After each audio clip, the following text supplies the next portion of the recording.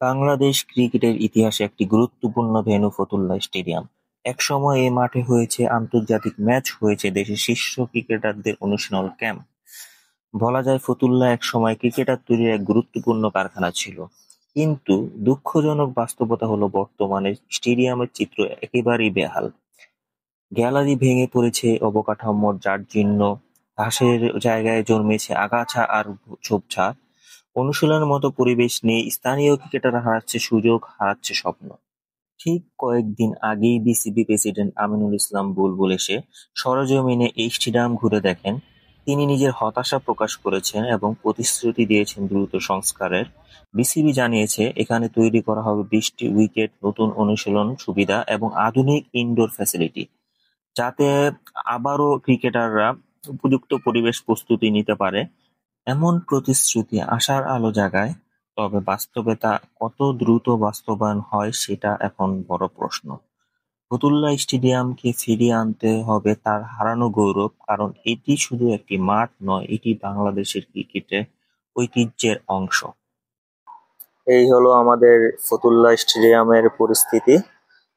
আমরা ভিতরে ঢোকার অনেক ট্রাই করেছি, কিন্তু কর্তৃপক্ষ আমাদের ভিতরে ঢোকার পারমিশন দিচ্ছে না। কর্তৃপক্ষ নাকি কি জানি না, কিছু সিকিউরিটি গার্ড রেখেছে, তারা বললো আর কি ভিতরে ঢোকা নিষেধ। বর্তমানে এই দেখেন পরিস্থিতি। আপনার আমাদের যেখান দিয়ে ভিআইপি গেট দিয়ে আর কি প্লেয়াররা বের হতো, আমরা আগে দেখতাম অনেক, এদিকে অপেক্ষা করেছি আপনার ভিআইপি প্লেয়ারদের জন্য দেখার জন্য। এক লোক সাকিব, মুশফিক, মাহমুদুল্লাহরা এই এই গেট দিয়ে বের হতো। এই গেটের বর্তমান পরিস্থিতি পানিতে জর্জরিত। এবং যদি ফ্ল্যাট লাইটের অবস্থা দেখাই, ফ্ল্যাট লাইটের এই তারগুলো ছিঁড়ে পড়ে আছে, মনে হয় না মানে একটি লাইটও ঠিক আছে, সবগুলো ভাঙা। এবং এই হলো আমাদের আউটার স্টেডিয়াম। আউটার স্টেডিয়াম এখন একটি মাঠে পরিণত হয়েছে। এই হলো আমাদের ফতুল্লা স্টেডিয়ামের মানে দর্শকরা যে গেট দিয়ে ঢুকতো, এটা হলো দর্শকদের গেট। এই দিক দিয়ে আমরা খেলা দেখতে ঢুকতাম। এবং এই যে দেখা যাচ্ছে স্কোর বোর্ড, এদিকে এই হলো আউটার স্টেডিয়ামের আপনার গ্যালারি। আমরা যখন প্র্যাকটিস করতাম এই গ্যালারিতে আমাদের এই প্লেয়াররা থাকতো, এবং ড্রেসিং রুম বলা যেতে পারে, গ্যালারি না, ড্রেসিং রুম, এবং সামনে গ্যালারি ছিল।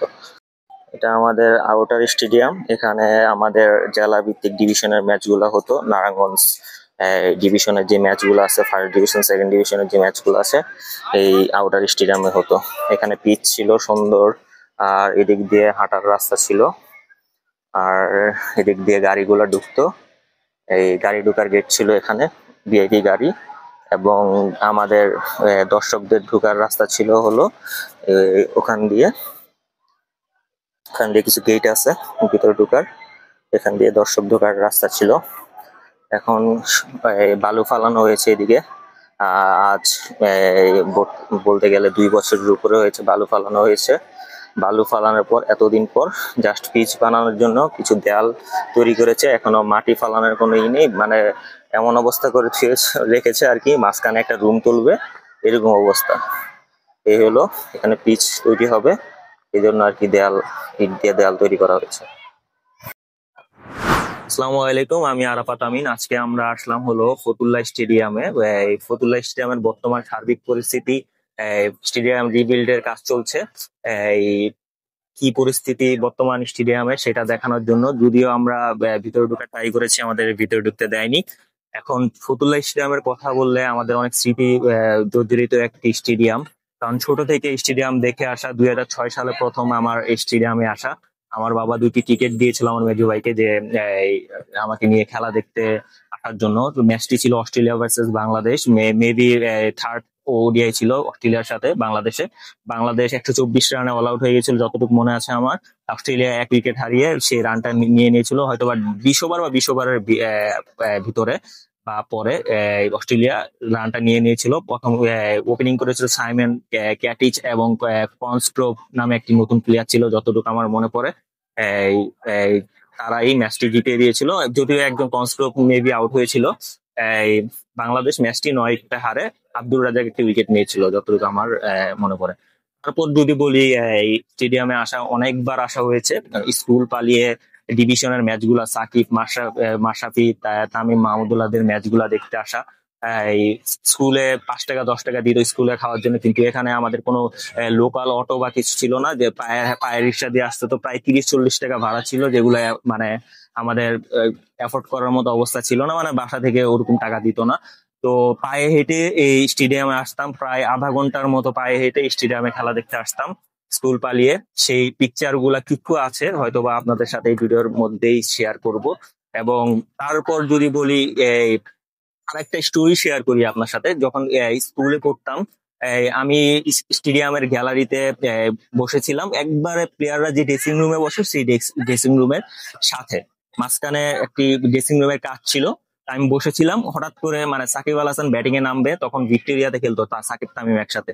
মেবি 2012 সালের ঘটনা। তখন সাকিব আল হাসান কলকাতা নাইট রাইডার্স এর ম্যাচ জিতে আসছে, এবং সেই খেলার মধ্যে কিন্তু সাকিব আল হাসান আসার সময় ইকবাল আব্দুল্লাহ এবং ইউসুফ পাঠানকে নিয়ে আসে আমাদের ডিভিশন ম্যাচ গুলা খেলার জন্য ভিক্টোরিয়াতে। এই আমি বসেছিলাম তখন, এই সাকিব আল হাসান মানে ব্যাটিং করার জন্য ড্রেসিং রুমে এসে বসে।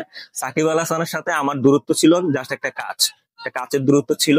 এই আমি গ্যালারির সাইডে বসেছিলাম, সাকিব আল হাসান একটা কাচ ছিল মাঝখানে, তারপরে মানে প্লেয়াররা যে ড্রেসিং রুমে থাকে ড্রেসিং রুম। আমি ছোট ছিলাম তখন, সাকিব আল হাসান মানে স্টার ছিল, সাকিব আল হাসান দেখে আমি অবাক হয়ে তাকিয়েছিলাম। প্রায় আমার এখনো খেলা আছে 5 থেকে 10 মিনিট আমি তাকিয়েছিলাম। সাকিব আল হাসান যখন আমার দিকে তাকাইছে, দেখে আমি তাকায় আছি, বোকার মতো হা করে তাকায় আছি, সাকিব আল হাসান এসে দিছে, কিন্তু ড্রেসিং রুমে কিছু বলা যায় না তখন। মানে বললেও আমি শুনবো না, কিন্তু আমি হা করে তাকাচ্ছিলাম, আমার খেলা আছে এখনো। এবং অনেক অনেক এরকম স্মৃতি আছে, স্কুল পালিয়ে খেলা দেখতে আসছি। তারপর যদি বলি, যখন প্র্যাকটিস করতাম তখন এখানে আমাদের ডিভিশনের ফাইনাল হয়েছিল আউটার স্টেডিয়ামে একটা সুন্দর স্টেডিয়াম করেছিল। আউটার স্টেডিয়ামে আমার ডিভিশনের ফাইনাল হয়েছিল, তখন সাব্বির রহমান, নাসির হোসেন এবং শোভাগত হোম খেলতে এসেছিল। আমরা ছবিও তুলেছিলাম, সেগুলো শেয়ার করবো এই ভিডিওর মধ্যেই। এবং স্টেডিয়ামের ভিতরে কিছু স্টেডিয়ামের যেই মানে কত সুন্দর ছিল স্টেডিয়ামের আউটফিল্ডের মধ্যে আমার ছবি আছে, ভিডিও এই ছবিটাও শেয়ার করব। এবং যদি বলি, তারপরে 2013 সাল 2013 সাল মানে এটা তো ঘটনা বললাম যেগুলো আমরা খেলা দেখতে আসছি, এগুলো হলো আপনার এই 2012 থেকে 2016-র মধ্যে। তখন আবার 2013 সালে বাংলাদেশের সাথে নিউজিল্যান্ডের একটা ম্যাচ হয়েছিল এখানে। এখনো খেয়াল আছে, এই রাত্রে 2টার দিকে চাষারা ওয়ান ব্যাংকে মেবি টিকিট দিয়েছিল, রাত্রে 2টার দিকে সিরিয়াল ধরার জন্য গেছিলাম চাষারা।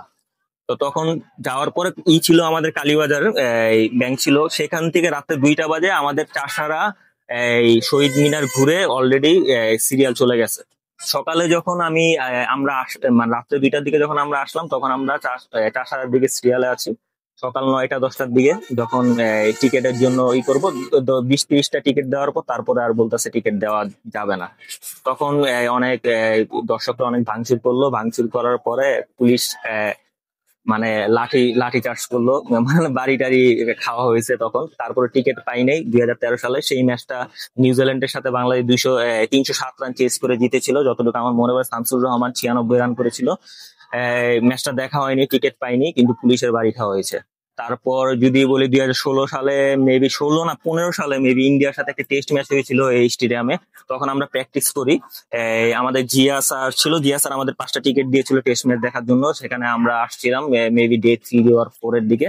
ম্যাচটা বৃষ্টির কারণে বাংলাদেশ ম্যাচটা হাফ তো ফলো অনে পড়েছিল, কিন্তু বৃষ্টির কারণে ম্যাচটা ড্র হয় ইন্ডিয়ার সাথে। এই ছিল এই লাস্ট মানে খেলা দেখা স্টেডিয়ামে।